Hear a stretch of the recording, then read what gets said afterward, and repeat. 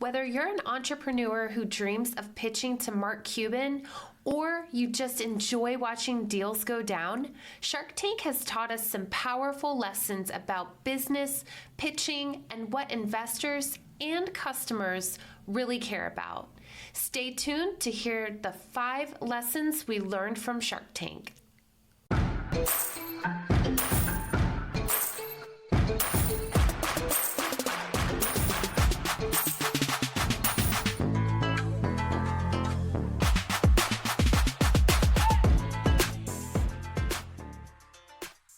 Hey, lady bosses, are you working even after putting the kids to bed but still not getting results? Are you tired of spending money on ads that aren't getting engagement? Do you feel burdened that you aren't fulfilling your purpose in life because you are so consumed with work? I'm your host, Brooke Boltz. I'm an attorney and founder of Boltz Legal. I started my business and in 1 year was bringing in 7 figures and am now bringing in multi-7 figures. And I'm your co-host, Rachel Boltz, owner of Boltz Media. I've helped many businesses build their online presence and increase their revenue through digital marketing. Want to hear how we did it? We are here to help you achieve your goals personally, professionally, and spiritually. So kick off your high heels, sit back, and let's ignite that passion. We're Miss Biz, where we're putting the Miss in biz. Let's get biz done. If you've ever invented a product or had an idea for a product, you probably thought about going on Shark Tank. I know even when I don't have any product ideas, if I watch Shark Tank, I wish I did, because it's so inspiring how these entrepreneurs and inventors can have doors open for them through the help of the sharks and through the exposure of the show that they wouldn't otherwise have the opportunity to achieve. Whenever I watch Shark Tank, I'm always thinking, man, I should have thought of that. Or, oh man, I had a similar idea 10 years ago. Where would I be if I would have followed through with it? Yeah. So we're fans of Shark Tank, obviously, but we figured we should take a look at what we can learn from Shark Tank, because obviously the sharks are incredibly successful business people. And there's a lot of lessons that we can learn that could be applied to our own businesses. So lesson 1 is your story matters. One of the biggest takeaways from Shark Tank is that a great pitch isn't just about the numbers. It's about storytelling. And it's like that with business. Like any type of business, people want to hear your story. I know we have a couple different episodes where we talk about telling your story, because that's what creates that emotional connection and really gets people's attention. Some of the most memorable pitches aren't just entrepreneurs rattling off stats. They're telling a compelling story. So one of the examples from Shark Tank is Scrub Daddy, this smiley-faced sponge. I love those things. Isn't it crazy, though, to just think about how much we love those? I have a Scrub Mommy. Do you? They have pink ones now. Oh, my goodness. Yes. But it's automatically the first thing that I am attracted to when I see the whole wall of sponges available. There's just no question I'm going to get the cute smiley-faced one. But it's kind of a weird thing if you're pitching this to a bunch of billionaires. Mm-hmm. I want to put smiley faces on a sponge. Like, it's kind of weird. But what made it stand out was the story behind it. And it wasn't just a sponge, it was an experience. And the founder demonstrated how it changed textures based on water temperature, and that visual made all the difference. So the main takeaway is, if you can make investors or customers feel something, then they're going to remember you. Your product or your service needs that why. So ask yourself, what's the story behind my business? And how does my product or service change someone's life, even in a small way? When people connect with your story, then they're going to connect with your brand. This is a little off topic, but now that my mind is thinking about Scrub Daddy, I just wanted to also say how this applies in the business gifting world, because when you look at the popularity of Scrub Daddy, and all it is a sponge with a smiley face, and you think about how attracted people are to that. And when I think about business gifting, something that is cute like that, something that brings a smile to someone's face. One of the things we talk about is the positive potato. It's just a great, unique gift that is memorable. So Scrub Daddy is kind of a good example of how you can take something that is mundane, make it cute, and now people love it. Yeah, it's also a useful item as well. Yes. I mean, I use those things on everything. They're amazing. Yes. So lesson number 2 from Shark Tank is to know your numbers like your life depends on it. Here's where a lot of entrepreneurs crash and burn on Shark Tank. The pitch starts out strong. They've got a strong story, but the sharks seem interested, and then boom, one of them asks, what's your customer acquisition costs, or what are your profit margins? And suddenly the entrepreneur is scrambling. So if you don't know your numbers, investors will not trust you. They always want to know what's your revenue over the last year, your profit margins, your cost to acquire a new customer, the lifetime value of a customer, and manufacturing costs. Think about it. If somebody is investing money into what you do, they want to know every single expense and how profitable the company will be. Exactly. But even if you're not pitching to an investor, the fact that these are the numbers that the investor wants to know means that these are the numbers that you need to know. Yes. As the owner, because you are the ultimate investor. Yeah. So this makes you a stronger business owner.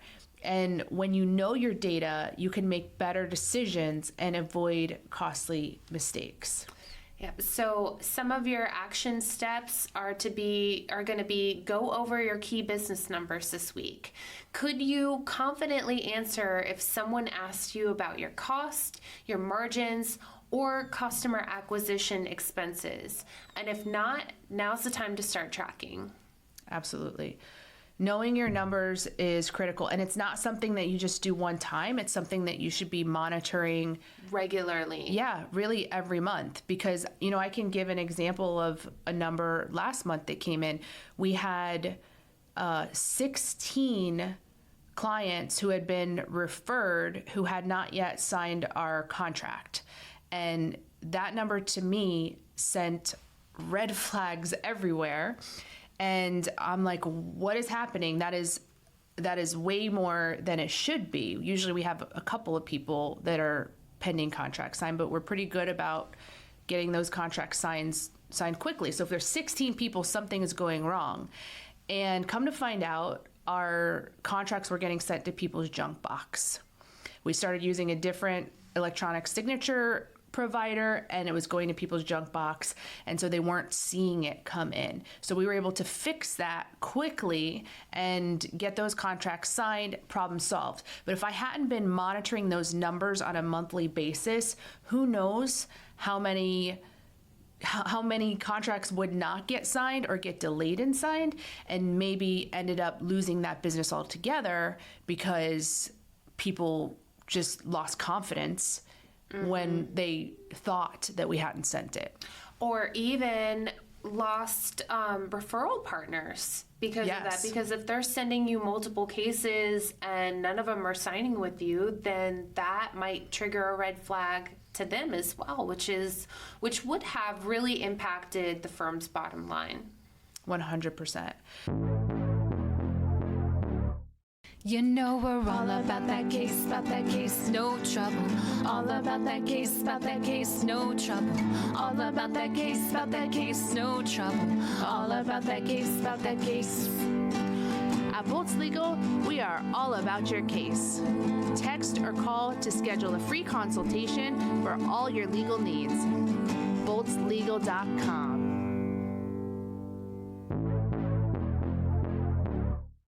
So lesson 3 from Shark Tank is a deal isn't always the best outcome. We all want to close that deal, but we also, because we're faith-based believers, know that sometimes the deal isn't what is meant for us. It's not what is the best for us, even when we think it is. So a lot of entrepreneurs walk onto Shark Tank thinking that if they don't get that deal, then they're a failure. But in reality, some of the most successful businesses walked away without an offer, and they still exploded in growth. Take Ring, for example, the multi-million-dollar smart doorbell company, right? Everybody has one. I have one. Everybody has a Ring doorbell.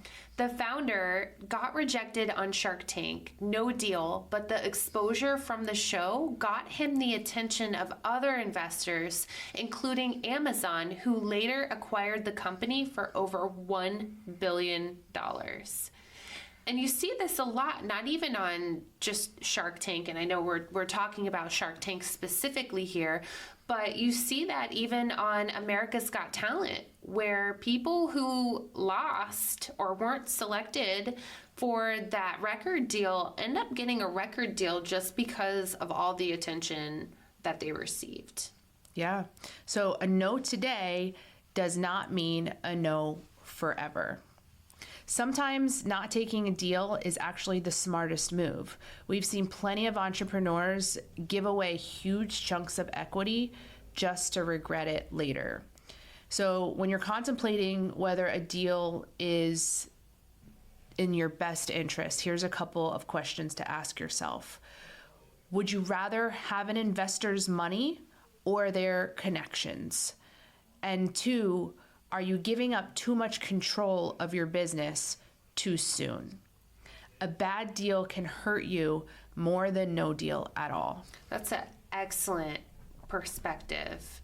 And I think it goes back to what you mentioned at the very beginning about just having that faith and knowing that God is in control. And if it's not meant to be, then God will guide you to where you're intended to go next. Do you have any memories that you can think back to where a deal fell through and you were disappointed, but it turned out to be the best thing?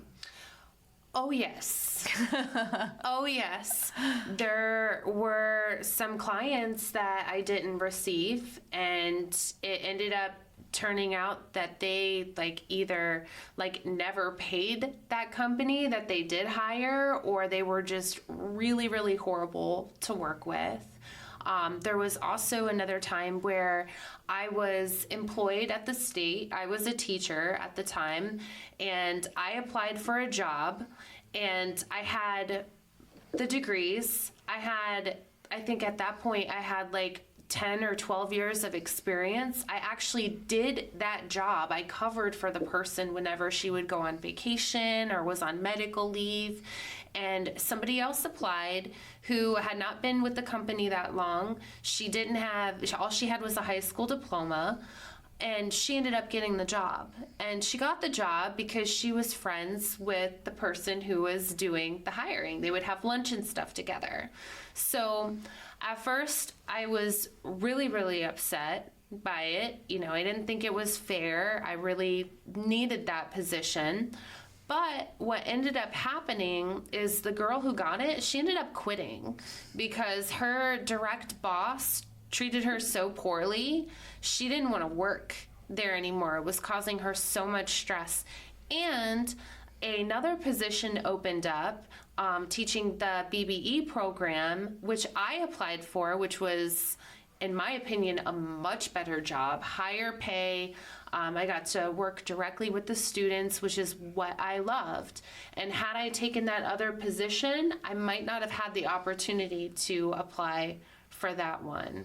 So it's all about trusting the Lord and what He has for you. Yeah, I mean, I have examples that are very similar as you're talking. All these memories are coming to mind. One, and I've talked about before I started my own business, I worked for a major large law firm, And I worked my way up for 9 years there, and my goal was to become a managing partner. I was a partner, but not a managing partner. It was really a title that I very much wanted to have. And when the time came that I thought that I was ready to take on that title, it wasn't offered to me. And I was really upset and felt betrayed, and just felt like I didn't have any more room to grow within that business. And that occurring was what opened my mind for the first time to being willing to leave that company. Up until that point, I never even really had a thought that I would leave that company. I thought I'd probably spend my entire career there and retire there. But when that opportunity was shut down, it for the first time allowed me to look at other possibilities, which then led to me ultimately starting my own business, which is where I believe I was destined to be anyways. But if those things had not happened, I never would have left that company. It was too big of a risk to be the sole income of a family of 4 at that time, to just go out and start a business on a whim. Like, I never would have done that. So that no deal that was kind of door shut in my face was what really opened my mind to the possibility of doing other things. That's a great story. Many of our listeners know that I own Bolts Media, and we are a full-service digital marketing company, but not everyone may know that they can contact me. So I wanted to let everyone know today that if you have any questions, you need any advice, or you would like to book services, I would love to assist. You can reach me at boltsmedia.com. Fill out the contact form on my page, and I will reach out to you personally and schedule a free consultation to help guide you on your journey.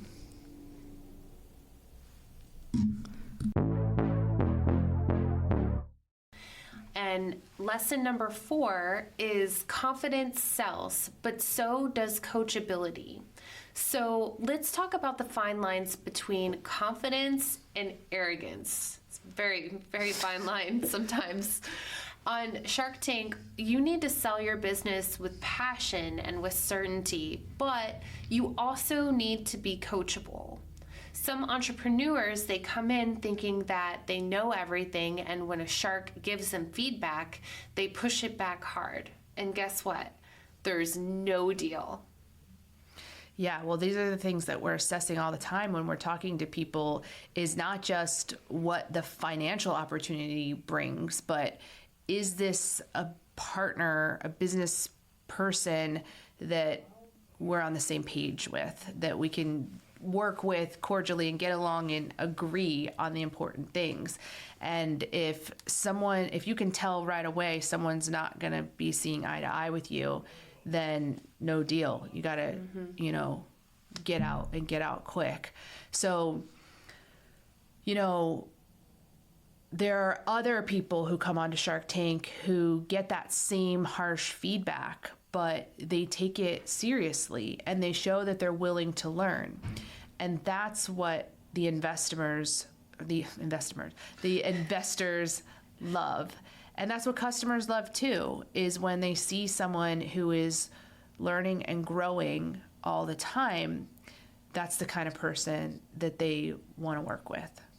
I think in general, that's how most people are. Like, most people don't want to be around others who think that they know it all or can't take any sort of constructive criticism or feedback.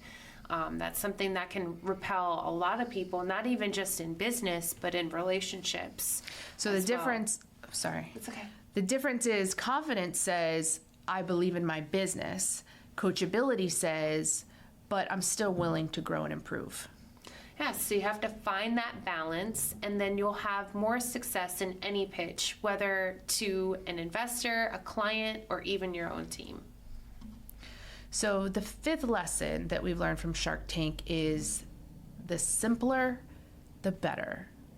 Is this like the KISS method? Keep it simple. Yes. It's funny because when you say keep it simple, stupid, I think of my 5-year-old. He always goes, "That's a bad word, Mommy."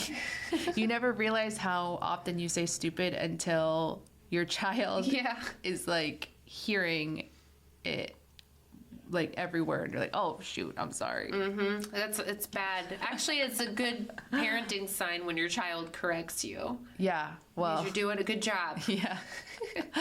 So, ever notice how the best pitches on Shark Tank are not overly complicated? They get straight to the point. So, the makeup of a successful pitch on Shark Tank is: what's the product?